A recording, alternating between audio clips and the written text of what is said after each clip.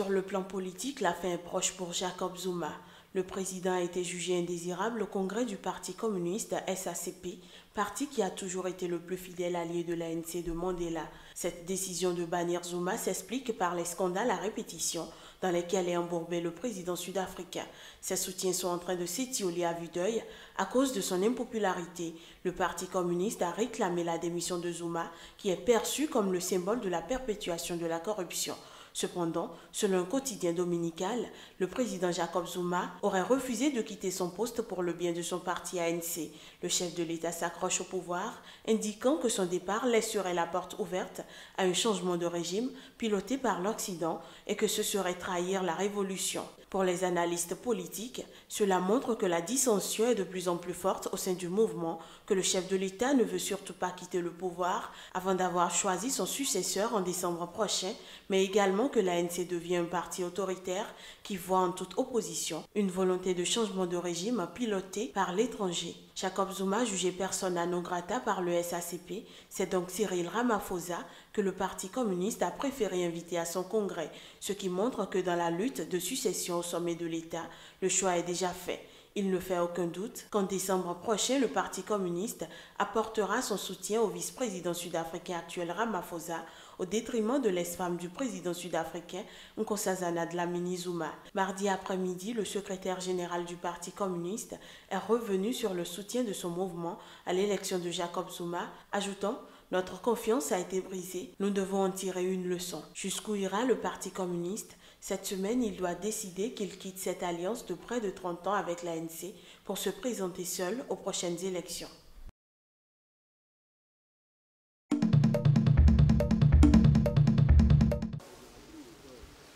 Les pirogues sont à quai, les pêcheurs absents. Sur les rives du delta du Niger, l'or noir a tout détruit. Après 50 ans d'exploitation pétrolière en pays Ogoni, au sud du Nigeria, la région est dévastée. L'eau est impropre à la consommation. Pour les rares pêcheurs encore en activité, il faut parcourir des kilomètres jusqu'à l'océan pour retrouver une vie aquatique.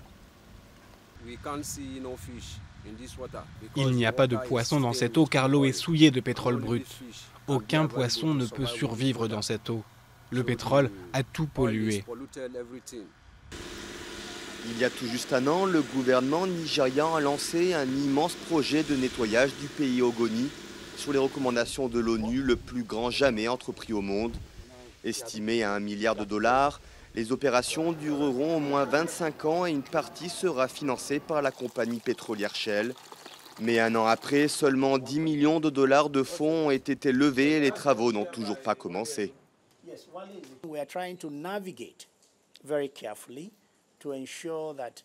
Nous essayons d'avancer avec attention pour nous assurer que tout ce qui sera mis en place sera durable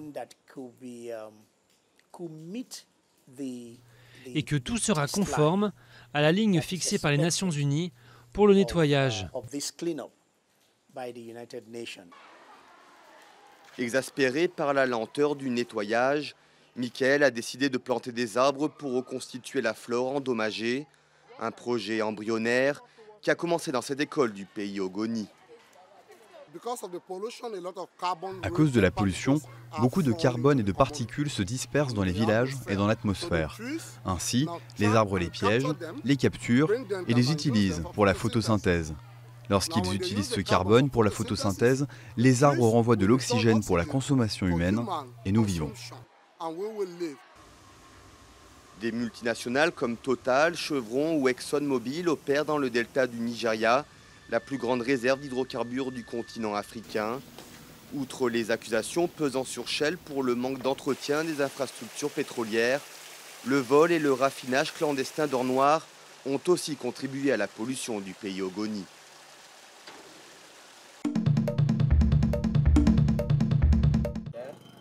Dans ce camp de réfugiés au Libéria, c'est un moment fort en émotion pour Salomon, 10 ans, et sa sœur Estelle, 6 ans. Ils s'apprêtent à quitter leur famille d'accueil et le camp où ils ont passé la majorité de leur vie. Bientôt, ils seront réunis avec leurs parents en Côte d'Ivoire. Ça me fait mal au cœur. Je ne me sens pas bien. Parce que je les aime, ces enfants. Plus d'1 millier d'enfants ont été séparés de leur famille après avoir fui la Côte d'Ivoire pendant la crise post-électorale de 2010 et 2011. Le Comité international de la Croix-Rouge essaie de les localiser et de les réunir avec leurs familles. Environ 300 enfants ont déjà retrouvé leurs proches. Dès qu'il y a un conflit, il y a toujours un problème de séparation. Et c'est pour cela que dans le cadre de son mandat, le CICR identifie les enfants, leur établit des papiers, retrouve leurs origines et les réunit avec leurs familles. Ce jour-là, 5 enfants rentrent en Côte d'Ivoire. Après des années de séparation, Salomon et Estelle retrouvent enfin leur village et leur père. Quand il y a eu une attaque ici, j'ai dit à ma femme de prendre les enfants et de partir au Libéria. Quand j'ai traversé la frontière, je ne les ai pas trouvés. Quand je suis revenu, ils étaient nulle part. Je suis tombé malade et j'étais toujours sans nouvelles. Quand la Croix-Rouge est arrivée avec des photos d'enfants, je les ai reconnus. Pour ces enfants, c'est un retour à une vie dont ils n'ont aucun souvenir. Ils vont désormais devoir apprendre à connaître leur famille après 6 ans de séparation.